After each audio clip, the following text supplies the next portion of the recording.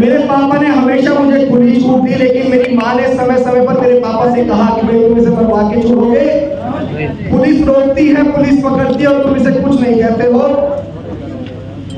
तो माँ की ममता ने रोका, पर बाप की हिम्मत ने टोका नहीं, इसीलिए मैं रुका नहीं।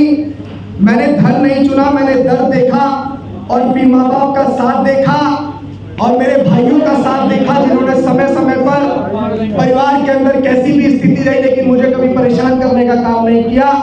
मेरे पास में अभी मेरे बड़े भाई अमित भाई हैं, आपके बीच जो शायद आज से पहले आपने नहीं देखे होंगे। हमारे बीच में मेरे सबसे बड़े भाई दीपक भाई यहाँ मौजूद हैं। मेरा छोटा भाई कैरिश जो मुझसे छोटा है, हम 4 भाई हैं, यहाँ मौजूद हैं। ये मंच बहुत बड़ा है, आज दिन बहुत बड़ा है, इसलिए मैं आप सबके सामने रिप्रेजेंट कर रहा हूँ।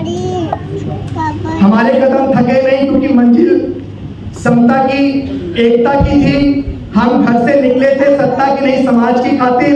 आज भी किराए में रहते लेकिन आत्मा की जमीन पर मालिक है। मैं अपने घर नहीं गया, पर देश के उस घर की लड़ाई लड़ रहा हूँ। हम सब लोग मिलकर उस घर की लड़ाई लड़ रहे हैं जहां इंसाफ आज भी दरबारे पर दस्तक देता है। आज भी हमारी बहन बेटियों के साथ शोषण होता है, आज भी हमारे लोगों को मूंछें रखने पर मार दिया जाता है, आज भी हमारे भाइयों को पानी का मटका छूने पर मार दिया जाता है, आज भी हमारे लोगों की थाने में FIR तक नहीं लिखी जाती है। अगर ये चीज खत्म होगी तो कब होगी? 24 की उम्र में जहां लोग करियर खोजते हैं, अभिषेक ने विचार और इनकलाब का रास्ता चुन लिया। मेरे सर पर कोई नेता नहीं था, मेरे पीछे कोई पैसा नहीं था, बस मेरी माँ की दुआ और पापा की मेहनत थी। हम गरीब बाप के बेटे हैं, लेकिन इरादे इतने अमीर हैं कि सत्ता भी झुकाना चाहे तो हम किसी के सामने झुकेंगे नहीं, कोई दौलत भी झुकाना चाहे तो किसी के सामने झुकेंगे नहीं। और आज आप सबके माध्यम से अपनी वो शायरी आपसे कहना चाहता हूँ जिसने अभिषेक को बहुत कम समय में आपके सामने विख्यात किया कि हम अम्बेडकरवादी हैं बेटा, कि हम अम्बेडकरवादी हैं बेटा। ये बात मैं उनके लिए कह रहा हूं जो आज भी डॉक्टर बाबा साहेब अम्बेडकर को गालियां बकते हैं। ये बात मैं उनके लिए कह रहा हूं जो भारतीय संविधान को बदलने की और खत्म करने की बात करते हैं कि हम अम्बेडकरवादी हैं बेटा, कि हम अम्बेडकरवादी हैं बेटा।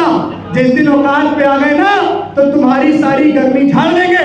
और बाबा साहेब को गाली मत देना दोबारा, कि संविधान को खत्म करने की बात मत करना दोबारा, वरना हम भी कानून भूल गए ना तो जितनी तुम्हारी लंबाई है उससे तुमने जमीन मिला देना।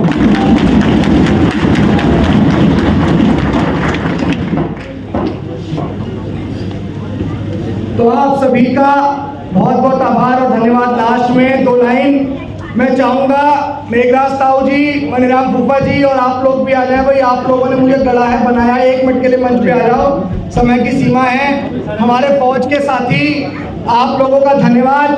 हमारे प्रशासन के साथियों का बहुत धन्यवाद जिन्होंने इसको बहुत कोऑपरेट करने का काम किया।